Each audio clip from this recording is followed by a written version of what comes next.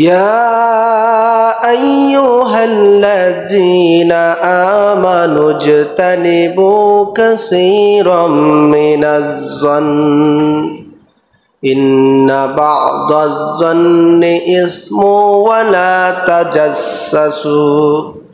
ولا تجسسوا ولا يغتب بعضكم بعضا أيحب أحدكم أن يأكل لحم أخيه ميتا فكرهتموه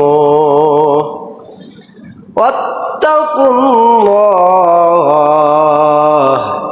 إن الله تواب رحيم إن الله وملائكته يصلون على النبي يا أيها الذين آمنوا صلوا عليه وسلموا تسليما اللهم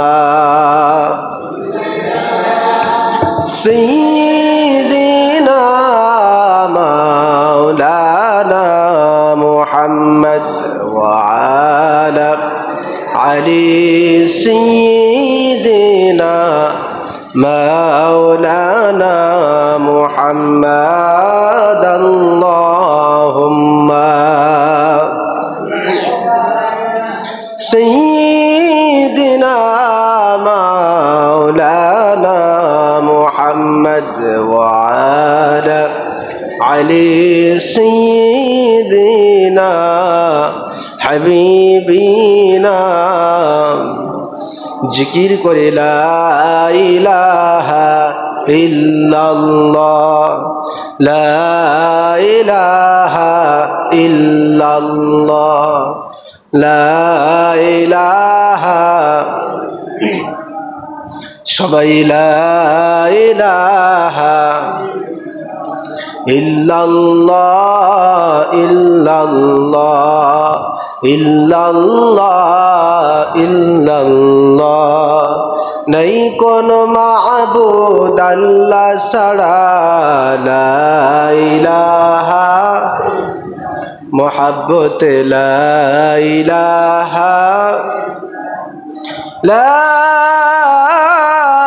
ইলাহা ইল্লাল্লাহ মুহাম্মাদুর রাসূলুল্লাহ সাল্লাল্লাহু আলাইহি ওয়াসাল্লাম আল্লাহুম্মা সাল্লি ওয়া সাল্লিম ওয়া বারিক আলাইহি। মুআজ্জাজ মুহতারাম, অত্র মসজিদের দিনদার ইমানদার সম্মানিত মুসল্লিয়ান ইকরাম, আজকে জুমার নামাজ আদায়ের জন্য দূর দূরান্ত থেকে আগত সম্মানিত মুসলমান ভাইয়েরা, সকলের প্রতি আবারও অন্তরের স্থল থেকে সালাম। আসসালামু আলাইকুম ওয়া রাহমাতুল্লাহ।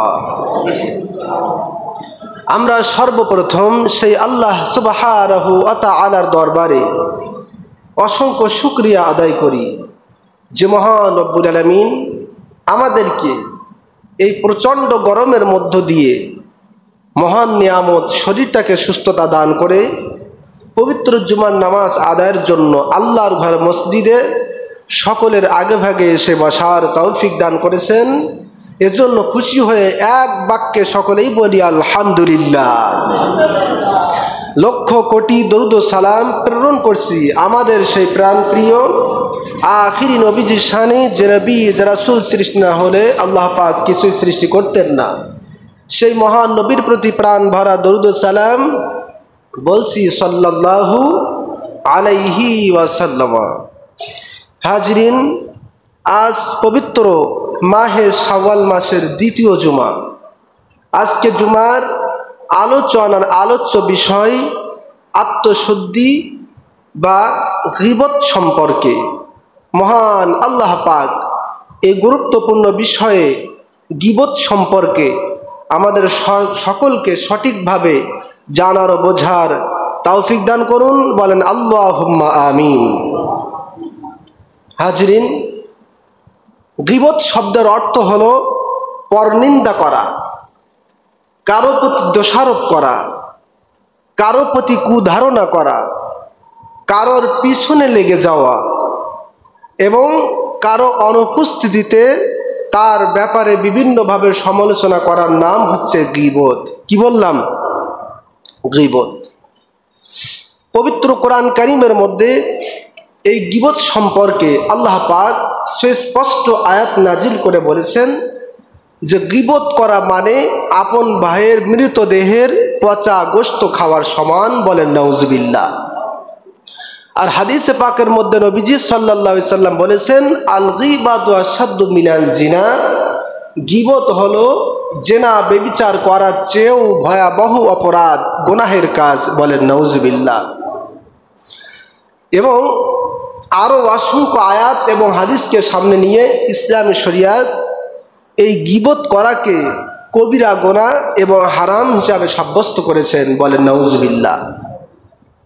তাহলে আমরা নিশ্চয়ই শুরুতে বুঝতে পেরেছি গীবত এটা অত্যন্ত বড় গুনাহ, কবিরা গুনার শামিল। ঠিক কিনা বলুন? এই গীবত সম্পর্কে রাসূল কারীম সাল্লাল্লাহু আলাইহি সাল্লাম সহিহ মুসলিমের মধ্যে একটি হাদিস বর্ণনা করেছেন, যে হাদিসটি আজকের খুতবার মধ্যেও আনা হয়েছে। বলেন সুবহানাল্লাহ। আল্লাহর হাবিব সাল্লাল্লাহু আলাইহি সাল্লাম গীবত সম্পর্কে বলেন, ইয়াকুম ওয়াজ-যন্না ফাইন্নাজ-যন্না আকযাবুল হাদিস। নবীজি বলছেন, তোমরা মানুষের কুধারণা করা থেকে বিরত থাকবে। আকযাবুল হাদিস, কেননা কুধারণা করাটা চরম মিথ্যাবাদীর শামিল। বলেন নাউজুবিল্লাহ। এখানে আমরা একটু বুঝি, নবীজি বলছেন ইয়াকুম ওয়াজ-যন্না ফাইন্নাজ-যন্না, তোমরা মানুষের কুধারণা, খারাপ ধারণা করা থেকে বেঁচে থাকো। তার কারণ যে কোনো মানুষের প্রতি খারাপ ধারণা করলে সেটা মিথ্যা হওয়ার বেশি সম্ভাবনা থাকে। ঠিক কিনা বলুন? সত্যের চেয়ে মিথ্যাটা বেশি হওয়ার সম্ভাবনা থাকে। এজন্য নবীজি বলেছেন, আর এই মিথ্যা অর্থাৎ কুধারণা করে মিথ্যা করাটা এটা চরম মিথ্যাবাদীর শামিল। জোরে কর নাউজুবিল্লাহ। নবীজি তারপরে বলছেন, ওয়ালা তাহাসসাসু ওয়ালা তাজাসসাসু ওয়ালা তানাফাসু ওয়ালা তাহাসাদু ওয়ালা তাবাগাদু ওয়ালা তাদাবারু। জোরে কর নাউজুবিল্লাহ। নবীজি বলছেন, তোমরা মানুষের দোষ ত্রুটি জানার চেষ্টা করো না, মানুষের প্রতি লেগে যেও না, মানুষের পিছনে লেগে যেও না, মানুষের প্রতি পরস্পর শত্রুতা পোষণ করো না, একে অপরের প্রতি হিংসা বিদ্বেষ করো না। মনে রেখো, ওয়াকুনু ইবাদাল্লাহি ইখওয়ানা, তোমরা কিন্তু একে অপরের ভাই ভাই, মুসলমান ভাই ভাই। বলেন সুবহানাল্লাহ। সুতরাং আল মুসলিম আকুল মুসলিম, একজন মুসলমান অপর মুসলমানের ভাই। লা ইয়াজলিমুহু ওয়ালা ইয়াখযুলুহু ওয়ালা ইয়াহকিরুহু, সুতরাং একজন মুসলমান অপর মুসলমানের পিছনে লাগতে পারে না। একজন মুসলমান অপর মুসলমানের প্রতি হিংসা শত্রুতা পোষণ করতে পারে না। একজন মুসলমান আরেকজন মুসলমানের সম্মানে আঘাত করতে পারে না। জোরে কোন ঠিক কিনা? নবীজি হাদিস বলার পরে বলছেন, আত্তাকওয়া হাহুনা, আত্তাকওয়া হাহুনা, আত্তাকওয়া হাহুনা, ওয়াইশিরু ইলা সাদরিহি। তাকওয়া এখানে, আল্লাহ ভীতি এখানে, আল্লাহ ভীতি এখানে, আল্লাহ তাআলাকে ভয় করো। তার কারণ কোনো মুসলমানকে অসৎ হওয়ার জন্য এতটুকু যথেষ্ট যে তার মুসলমান ভাইকে ঘৃণা করবে। জোরে কর নাউজুবিল্লাহ। মানুষ সৎ এবং অসৎ দুই শ্রেণীর। ঠিক কিনা বলুন? নবীজি বলছেন, কোনো মুসলমানকে অসৎ হওয়ার জন্য এতটুকুই যথেষ্ট যে তার কোনো মুসলমান ভাইকে শুধুমাত্র ঘৃণা করবে। ঘৃণা করলেই সে অসৎ হিসাবে বিবেচিত হবে। জোরে কর নাউজুবিল্লাহ। তাহলে কাউকে ঘৃণা করা যাবে? কথা বলুন। কারোর প্রতি শত্রুতা পোষণ করা যাবে? কারোর দোষ ত্রুটি অন্বেষণ করা যাবে? কারোর পিছনে লেগে যাওয়া যাবে? কারোর সমালোচনা করা যাবে? নিষিদ্ধ। আজকের হাদিসের মধ্যে আল্লাহর হাবিব সাল্লাল্লাহু আলাইহি সাল্লাম বলেছেন, তারপরে নবীজি বললেন, আলাল মুসলিমি হারামুন দামুহু ওয়া ইরদুহু ওয়া মালুহু, একজন মুসলমান আরেকজন মুসলমানের অসম্মান করা এটা হারাম, তার আঘাত করা এটা হারাম, নবীজি বলছেন, ইন্নাল্লাহা লা ইয়ানজুরু ইলা আজসাদিকুম ওয়ালা ইলা সুওয়ারিকুম ওয়ালাকি ইয়ানজুরু ইলা কুলুবিকুম ওয়া আমালিকুম। কিয়ামতের ময়দানে আল্লাহ পাক মানুষের চেহারার দিকে তাকাবেন না, মানুষের সম্পদের দিকে তাকাবেন না, বরং আল্লাহ পাক তাকাবেন মানুষের আমলের দিকে এবং মানুষের অন্তরের দিকে। জোরে করেন আল্লাহু আকবার। সুতরাং অন্তরকে ভালো করতে হবে। মানুষের প্রতি গীবত করার আগে, মানুষের সমালোচনা করার আগে নিজের কলব, নিজের কলিজা, নিজের অন্তরকে ভালো করতে হবে। ঠিক কিনা বলুন? এভাবে করে আল্লাহর হাবিব সাল্লাল্লাহু আলাইহি সাল্লাম অসংখ্য হাদিসের মধ্যে গীবতের ভয়াবহতা সম্পর্কে সুস্পষ্ট বর্ণনা করেছেন। আর আল্লাহ রাব্বুল আলামিন কোরআন কারীমের মধ্যে একেবারে সুস্পষ্টভাবে গীবতকে নিষিদ্ধ করেছেন। বলেন আল্লাহু আকবার।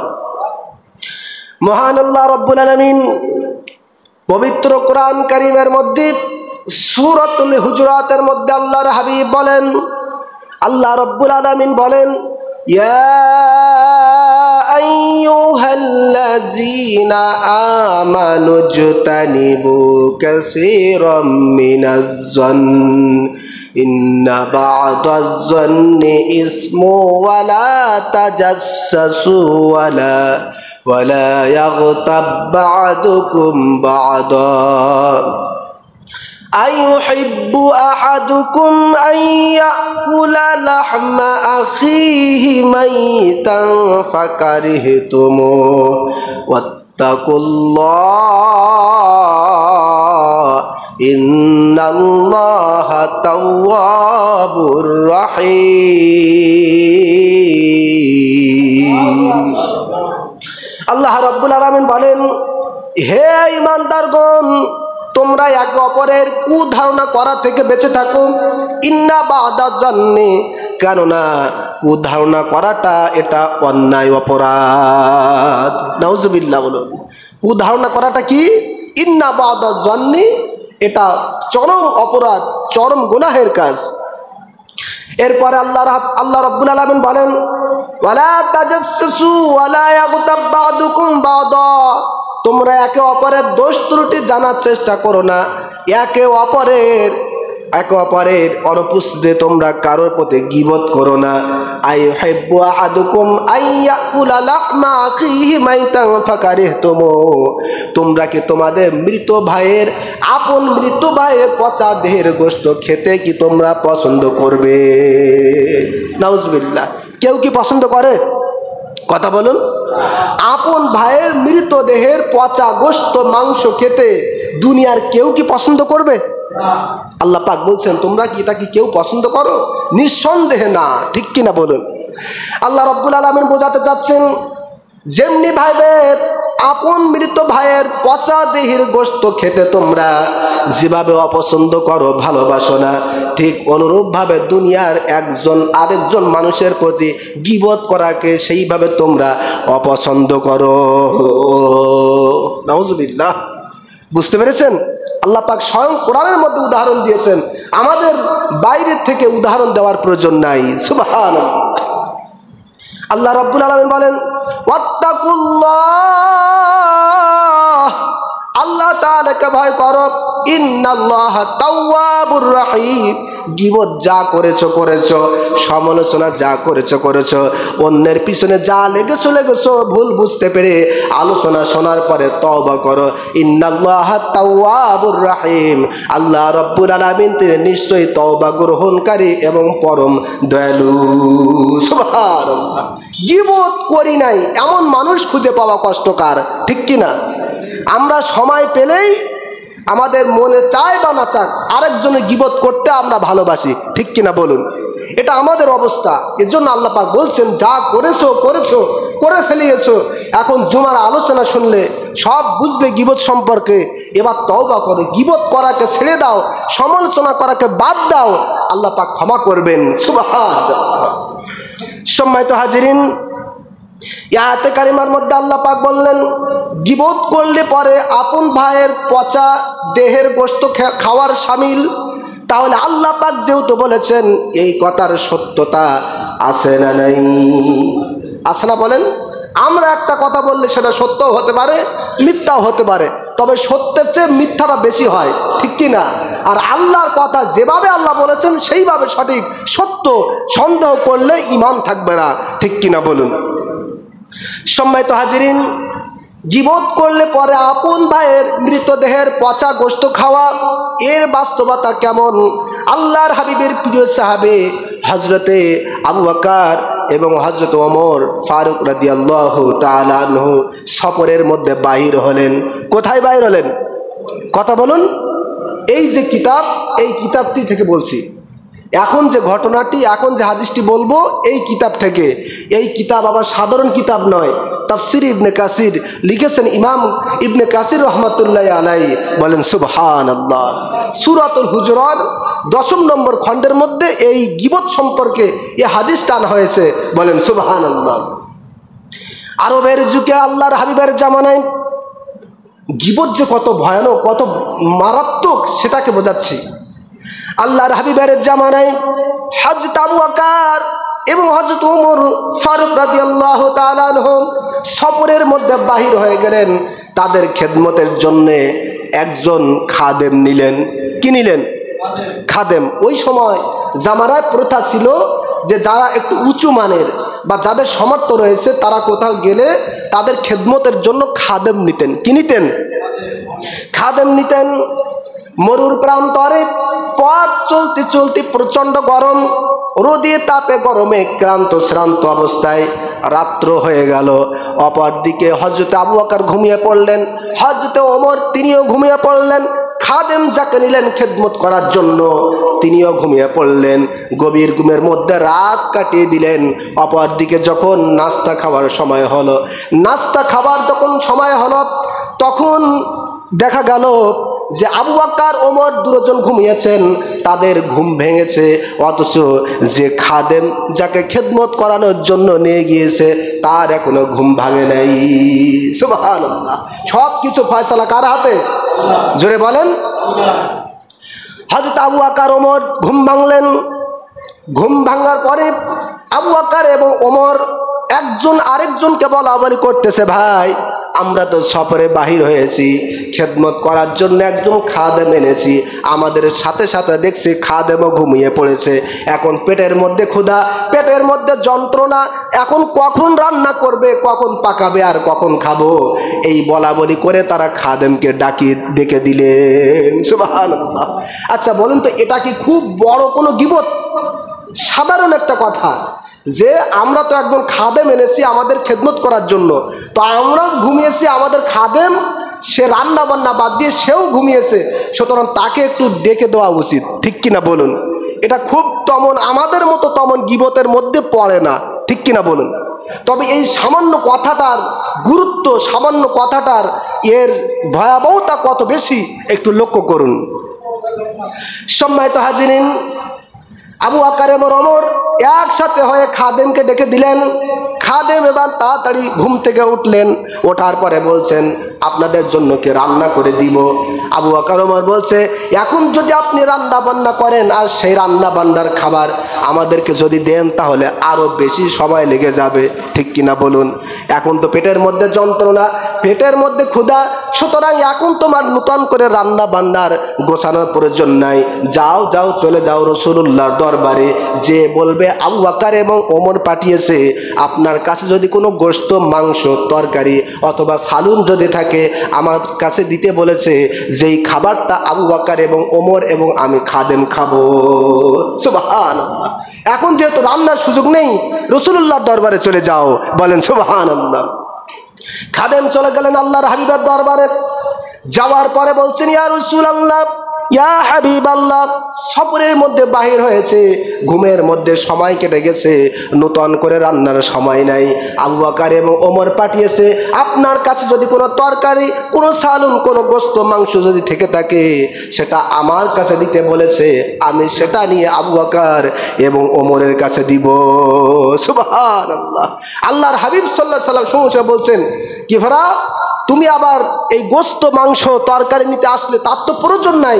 আবু বকর এবং ওমরকে বলো, তারা তো রুটি দিয়ে গোশত পাকিয়ে খেয়ে নিয়েছে, বলেন আল্লাহু আকবার। খাদেম চিন্তা করতেছে তাহলে আমাকে কি আবু বকর এবং ওমর ফাও পাঠালো? যেহেতু নবীজি বলছেন তারা খেয়ে ফেলেছে, নবীজির কথা সত্য।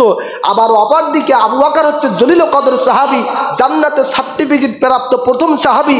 ওমর আবার খলিফাতুল মুসলিমিন, তার তো মর্যাদা কোনো অংশে কম নাই, তারাও তো মিথ্যা বলতে পারে না। আমার সাথে তাহলে কি এর কি মস্করা করতেছে নাকি? আবার চলে গেলেন আবু বকর এবং ওমরের দরবারে, যে বলছেন আবু বকর ওমর, নবীজি বলেছেন আমি খাদেমের কথা নয়, তোমরা নাকি আমি যখন ঘুমিয়েছিলাম তখন তোমরা নাকি রুটি দিয়ে গোশত পাকিয়ে খেয়েছো। বলেন আল্লাহু আকবার। আবু বকর ওমর হঠাৎ করে মানে একটা চিন্তার মধ্যে পড়ে গেলেন। কি ফেরা, নবীজি বলেছেন, নবীজির কথা তো মিথ্যা হতে পারে না, অথচ আমরা তো কেউ এই রুটি আর গোশত খাইনি, কারণটা কি? সঙ্গে সঙ্গে এবার আবু বকর ওমর এবং খাদেম একসাথে হয়ে আল্লাহর হাবিবের দরবারে চলে গেলেন। বলেন সুবহানাল্লাহ।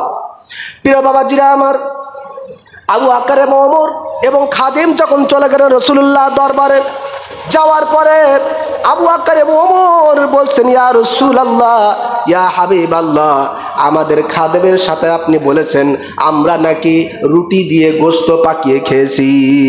সুবহানাল্লাহ। নবীজি আপনি বলেছেন? আল্লাহর হাবিব সাল্লাল্লাহু আলাইহি সাল্লাম বলছেন, আবু বকর ওমর, আমি শুধু বলি নাই, বরং তোমাদের দাঁতের ফাঁকে আমি নবীজি গোশতের চিহ্ন দেখতে পাচ্ছি এখনো। বলেন সুবহানাল্লাহ। ভাইরা আমার, প্রিয় বাবাজিরা আমার, এখানে একটা জিনিস বোঝার বিষয় আছে। আপনি আমি যেটা দেখি আর আপনার আমার দেখা আর নবীজির দেখা কিন্তু সমান নয়, ঠিক কিনা বলুন? আমি আপনাদের দিকে তাকিয়ে রয়েছি, পিছনের দিকে কি হচ্ছে না হচ্ছে আমার দেখার ক্ষমতা নাই। আপনি বসে রয়েছেন, আপনার পিছনের দিকে কে লাঠি দিয়ে আপনাকে বাড়ি মারতেছে বা আপনি কেমন অবস্থায় রয়েছেন আপনারও দেখার সুযোগ আছে? আছে? নাই। কিন্তু রাসূলুল্লাহর প্রিয়তমা স্ত্রী হযরত আম্মা জান আয়েশা সিদ্দিকা রাদিয়াল্লাহু তাআলা আনহা বলেন, আল্লাহর হাবিব বলেছেন, আয়েশা রে, আমি নবীজির সামনে যেমন দেখি পিছনেও তেমন দেখি। সুবহানাল্লাহ। আল্লাহর হাবিবের সামনে পিছে ডাইনে বামে সব কিছু দেখার ক্ষমতা দিয়েছেন কে? নবীজি বলছেন, আবু বকর ওমর, তোমরা তো শুধু গোশত দিয়ে রুটি পাকিয়ে খাও নাই, বরং তোমরা যে গোশত দিয়ে রুটি পাকিয়ে খেয়েছো সেই গোশতের চিহ্ন এখনো তোমাদের দাঁতের ফাঁকে আমি নবীজি দেখতে পাচ্ছি। সুবহানাল্লাহ। গরুর মাংস খেলে অনেক সময় দাঁতের ফাঁকে গোশত বেঁধে থাকে, ঠিক কিনা? আবার তখন লাঠি সোটা বাঁশ প্রয়োজন হয় সেটা বাহির করতে, ঠিক না বলেন?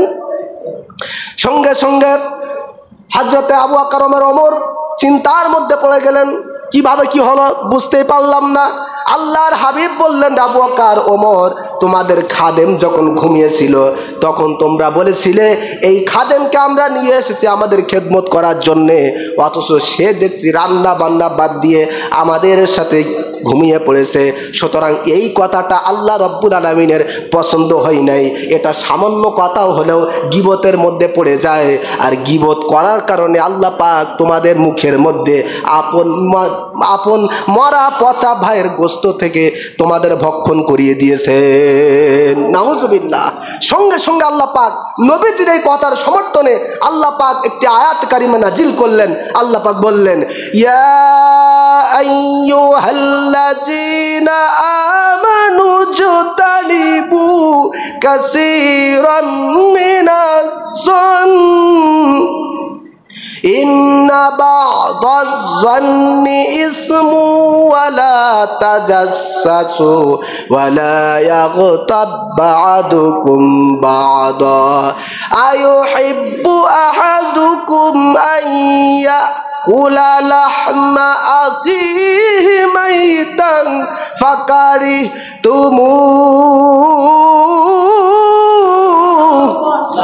ওয়াত্তাকুল্লাহ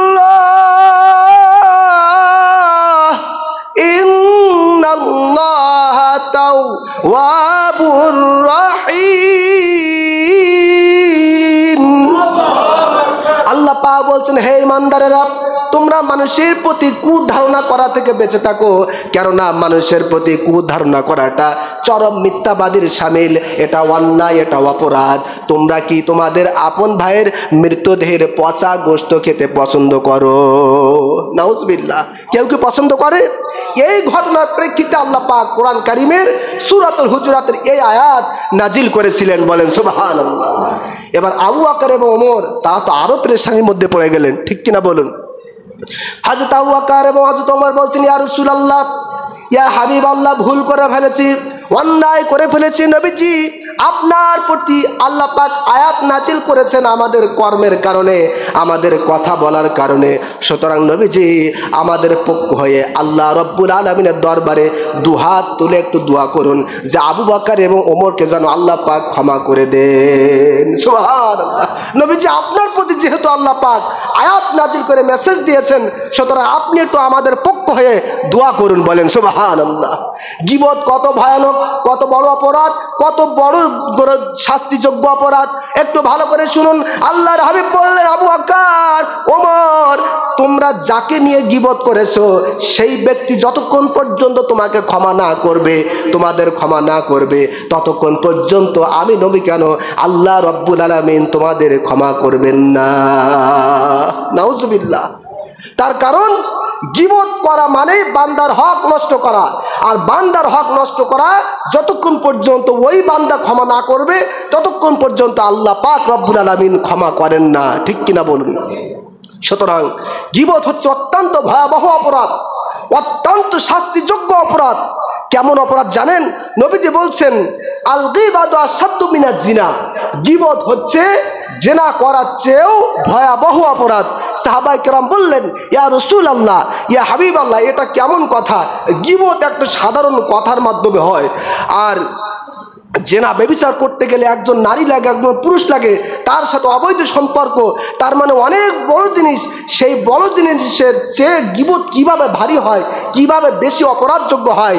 নবীজি বলছেন, সাহাবায়ে কেরাম শোনো, কেউ যদি জেনা করে, ব্যভিচার করে, জেনা করার পরে সে যদি অন্যায় বুঝতে পারে, তওবা করলে আল্লাহ পাক ক্ষমা করেন। কিন্তু গীবত করার পরে তওবা করলেও ওই ব্যক্তি যাকে নিয়ে গীবত করেছে তার কাছ থেকে যতক্ষণ পর্যন্ত ক্ষমা না চেয়ে নিতে পারবে ততক্ষণ পর্যন্ত আল্লাহ পাক নিজেও ক্ষমা করেন না। বলেন আল্লাহু আকবার।